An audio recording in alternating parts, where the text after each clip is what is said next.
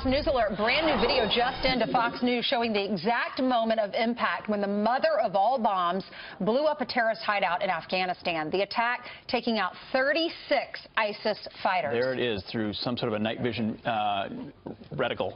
So what message does this strike send to the rest of the world? Here to weigh in, retired U.S. Air Force General Richard Newton. General, thank you very much for joining us this morning. So what message does this delivery send both to the fighters on the ground and also to the world? Hey, good morning, Pete. Good morning, team. First off, this was an deployment of a very large conventional weapon against a tactical target. And so General McNicholson, the commander of U.S. forces and allied forces in the region, has been given the authorities to use weapons at his disposal, and that's what you saw yesterday. You know, this was against it's a perfect target for this weapon system. It's a series of tunnels and cave complexes where, frankly, ISIS, you know, they're now using IEDs or in caves or in tunnels and so forth in this rough part of the eastern province on the border of Pakistan.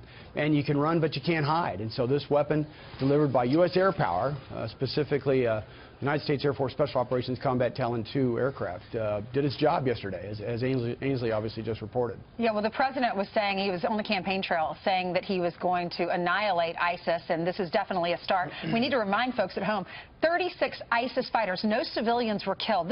These are the worst of the worst, and they want to come here to America and do the same thing here, so we're trying to stop them.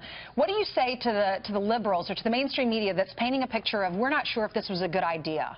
Well, what I say to the American people, Ainsley, is that again, the president has given total authority to our combatant commanders, our military commanders in the field, and that they've got the authority to use these weapons.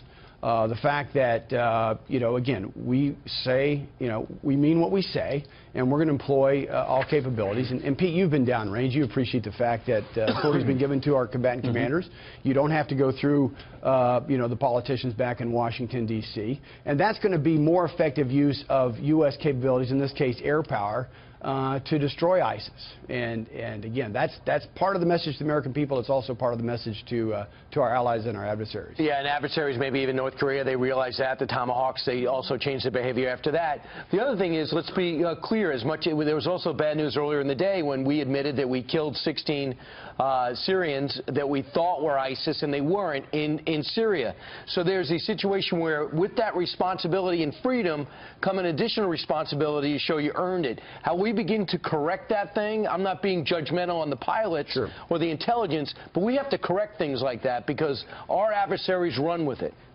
Brian, I can assure you that there is significant efforts and discipline within, you know, certainly our military operational chain of command to avoid, you know, casualties and so forth. But it does go to show the utility and the versatility, again, of in this case, U.S. air power, but combat power in general. Our combatant commanders, again, are given the authorities. They are disciplined in their approach. They are measured in their approach. They will strike targets. Again, if you're ISIS or if you're other adversaries, you can run, but you can't hide.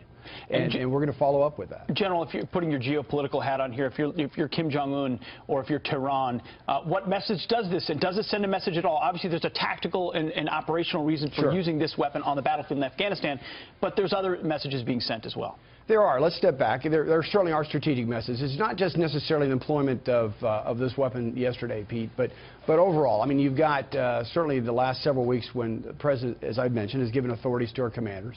The fact that, you know, the TLAM strikes, the Tomahawk strikes that we did last week, if you cross red lines, if you put Americans in peril, or if you, again, are threatening our U.S. national security interests, this disciplined, strong U.S. national security leadership team, led by our president, will act accordingly.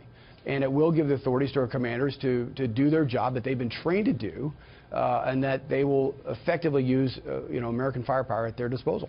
And right now we understand that Russia is actually holding a meeting about the future of Afghanistan with Pakistan, China, as well as Iran. So they're having meetings about Afghanistan where we've had a military presence for the last 15 years. Incredible. General, thanks so much. Thank you, General. Thanks for your service. My pleasure. Thank you. You're welcome.